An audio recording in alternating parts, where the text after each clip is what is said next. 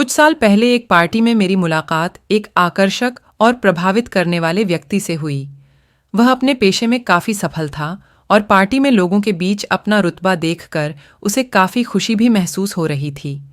शिष्ट व्यक्ति की तरह अपने व्यवहार और मुस्कान ओढ़े चेहरे से वह सभी को लुभा रहा था। यकीनन वह एक सफल इंसान था। दूर से उसे देखने पर भी उससे काफी प्रभावित था, लेकिन सिर्फ तभी तक जब तक कि वह अपने मोबाइल फोन पर किसी से बात करने के लिए मेरे नजदीक आकर खड़ा नहीं हो गया।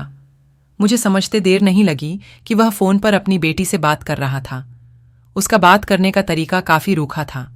उसकी बातों से स्पष्ट था कि ऐसे समय में खुद को परेशान किया जाना उसे नागवार गुजर रहा था, जबकि वह कुछ उपयोगी संपर्क बनाने में व्यस्त था। मैं उसके व्यक्तित्व में आए इस बदलाव को देखकर दंग रह गया। उस सफल खुशनुमा व्यक्ति के पीछे मुझे ऐसे आदमी की झलक दिखाई दी जो सभी को खुश करने की कोशिश में लगा था, सिवाय उनके जो उसके जीवन में सबसे ज्यादा अहमियत रखते थे, यानी उसका परिवार। जब मैंने इस घटना पर विचार किया तो मुझे यह जानकर अचरज हुआ कि हम सभी अपनी भौतिक इच्छाओं, आकांक्षाओं और सपनों को पूरा करने तथा अपनी चिंताओं और अगर ऐसा हुआ तो जैसी आशंकाओं में ही इस हद तक खोए रहते हैं कि अपने प्रियजनों के साथ संबंधों को घनिष्ठ बनाने की तरफ हम कोई ध्यान ही नहीं देते। हम अक्सर अपने जीवन साथी, बच्चों, ससुराल वालों तथा नाती पोतों के साथ अपने रिश्तों को कोई खास तवज्जो नहीं देते। हम शायद ही कभी ऐसा सोच पाते हैं कि सच्ची खुशी पाने के लिए हमें अपने परिवार को खुश रखना होता है। मैंने पार्टी में मौजूद उस आदमी से बहुत महत्वपूर्ण सबक सीखा। इसने जीवन के बुनियादी सिद्धांत की तरफ मेरा ध्यान दिलाया। वह यह कि मुझे एक जिम्मेदार पति, अच्छा पिता, समझदार ससुर और प्यार करने वाला नाना और दादा बनना होगा।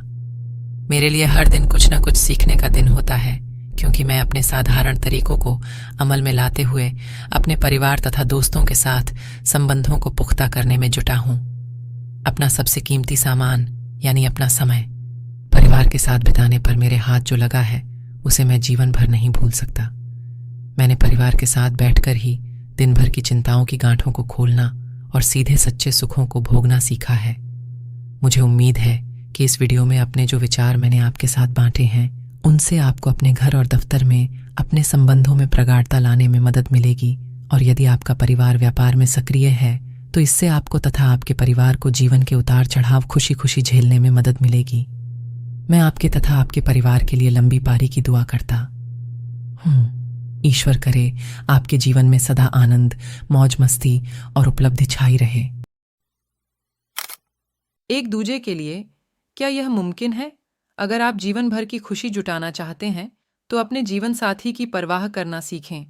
अपने पति या पत्नी की परवाह करना ही वास्तव में विवाह संस्था का मूल धर्म है।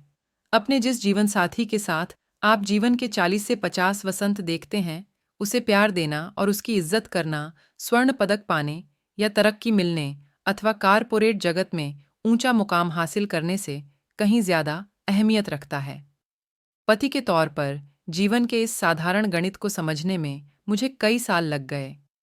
मेरी पत्नी की कई परेशानियों, जो शायद उसकी माँ से उसमें आई हैं, में से एक तो यह है कि रात के खाने में क्या पकाया जाए या कौन सी साड़ी पहनी जाए। पहले वह जब कभी इस बारे में मेरी राय मांगती थी तो मैं कह दिया करता था, तुम क्यों मुझे परेशान करती हो, सिक्का उछालकर खुद ही तय कर लिया करो। इस पर वह नाराज हो जाती, लेकिन अब मैं होशियारी से काम लेता हूँ। जब भी वह मुझसे पूछती है रात के भोजन में क्या पकाऊं या कुछ ऐसा जिसका मेरे लिए खास महत्व नहीं होता, तो अपनी राय देने से पहले मैं उसकी पूरी बात ध्यान से सुनता हूँ और उस बारे में सोचता हूँ। इन वर्षों में मैं जान गया हूँ कि वह मेरा बहुत ध्यान रखती है और उसकी कोशिश रहती है कि अगर मैंने दोपहर के खाने में आलू खाए थे तो रात में भी मुझे आलू नहीं खाना पड़े। मैं अपने प्रति उसकी इस भावना की कद्र करता हूँ और उसे इसका एहसास भी कराता हूँ। अपनी पत्नी को बेहतर ढंग से समझने के लिए मैं जो भी प्रयास करता हूँ उसकी प्रेरणा मुझे गणेश जी से मिलती है, जो बुद्धिमानी से सोचते हैं, बड़ा सिर, अधिक सुनते हैं, बड़े कान, सवाल कम करते हैं, छोटा मुंह, गौर से देखते हैं, छोटी आंखें, धन्यवाद करते हैं, लड्डू, ईमानदार हैं, कमल, अच्छे शब्द कहते हैं, सुगंध, धैर्य धरते हैं, उठे हाथ। इससे हमारे संबंधों पर काफी अच्छा असर पड़ा है। मेरी पत्नी खुश रहती है, समय का 66%, और उसे खुश देखकर मैं भी खुश रहता हूँ।